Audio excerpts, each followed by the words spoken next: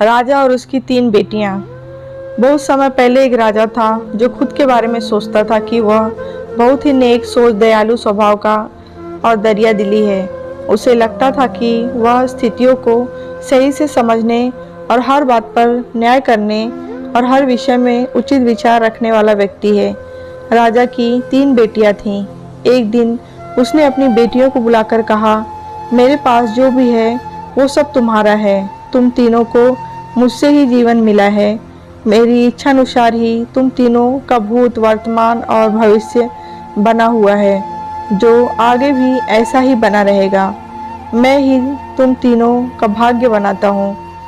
राजा की यह बात सुनकर उसकी 2 बेटियों ने शांत मन से राजा की बात में हामी भर दी, लेकिन तीसरी बेटी ने ऐसा नहीं किया। उसने कहा, नहीं, मुझे तो नहीं लगता कि हमारे हाथों, आपके हाथों में मेरा भाग्य है। राजा यह सुनते ही गुस्से में आ गया। उसने अपनी तीसरी बेटी को कई बातों को एक चुनौती के रूप में स्वीकार किया। उसने खुद को अपनी तीसरी बेटी के सामने सही साबित करने की ठान ली और उसे जेल में बंदी बना दिया। इस वजह से राजा की तीसरी बेटी कई सालों तक जेल में ही बंद रही। राजा और उसकी बाकी की बेटियां राजसी जीवन जीते थे।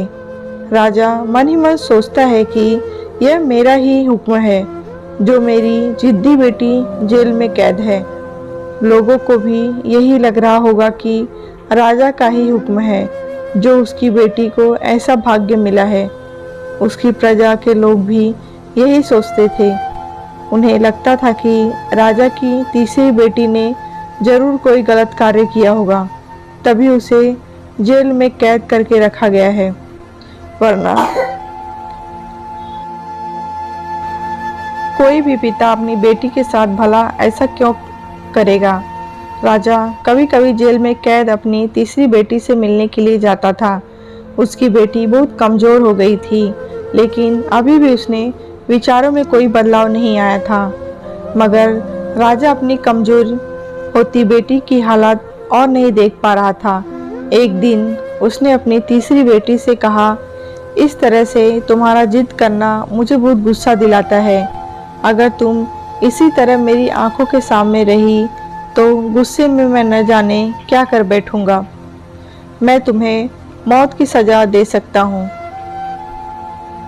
लेकिन मैं एक अच्छे दिल का हूँ, इसीलिए मैंने सोचा कि तुम अब मेरे राज्य के पास के एक जंगल वाली जमीन पर जानवरों के साथ रहोगी। राजा ने आगे कहा, उस जंगल में सिर्फ उन्हीं लोगों को रखा जाता है जो मेरे आदेश का पालन नहीं करते। तुमने भी अपनी जिद की वजह से मेरी बात नहीं मानी, इसीलिए तुम भी अब वहाँ मौजूद लोगों के साथ वहाँ अपना जीवन जियोगी। इसके बाद तीसरी बेटी को उस जंगल की जमीन पर रहने के लिए भेज दिया गया। वहाँ वह फल और सब्जियां खाने और एक गुफा में रहने लगी। उसके पास पीने के लिए झरने का पानी और ठंड से बचने के लिए सिर्फ सूरज की धूप का ही सहारा था। वहाँ की खुली हवा में रहते हुए और फल फूल खाते खाते वो जल्द ही पूरी तरह से स्वस्थ हो गई। उसने वहाँ पर खेती करना भी शुरू कर दिया। गुफा को उसने घर की तरह सजा लिया था और खुशी खुशी वहीं रहती थी। एक दिन वहाँ पर एक भटकता हुआ राहगीर आ पहुँचा। उसने देखते ही देखते राजा की तीसरी बेटी से प्रेम हो गया और दोनों खुशी खुशी वहीं रहने लगे। उस जंगल में उन दोनों के अलावा और भी कई लोग रहते थे, जिनकी मदद से उन्होंने उस जंगल को एक शहर के रूप में बदल दिया। कुछ ही सालों में राजा की तीसरी बेटी और वो राहगीर उस शहर के राजा रानी बन गए। अब उनके शहर की चर्चा दूर दूर तक होने लगी। जैसे ही इसकी जानकारी राजा को मिली, वह उस जंगल में सब कुछ देखने के लिए पहुंच गया।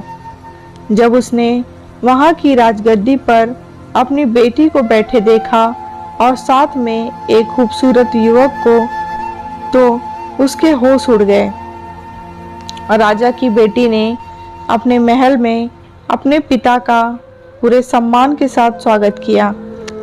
उसने अपने पिता से उसके बुरे बर्ताव व फैसले के लिए कुछ भी नहीं कहा। जैसे ही राजा वहां बैठा तो उसे एक आवाज़ सुनाई देने लगी जो कह रही थी, हर इंसान स्वयं ही अपना भाग्य बनाता है, कोई अन्य इंसान किसी और का भाग्य नहीं बना सकता।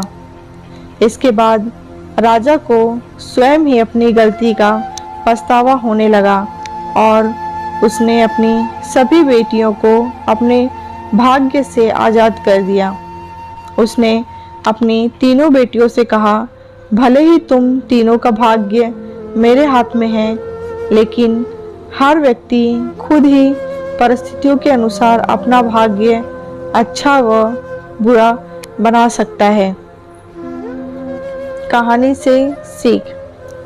राजा और उसकी 3 बेटियों की कहानी हमें यह सीख देती है कि कोई भी व्यक्ति किसी का भाग्य बना या बिगाड़ नहीं सकता।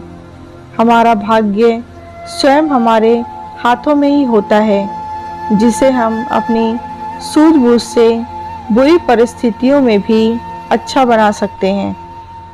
यह कहानी आपको कैसी लगी है कमेंट बॉक्स में बताएं। कहानी अच्छी लगी हो तो चैनल को सब्सक्राइब करें, लाइक करें, शेयर करें।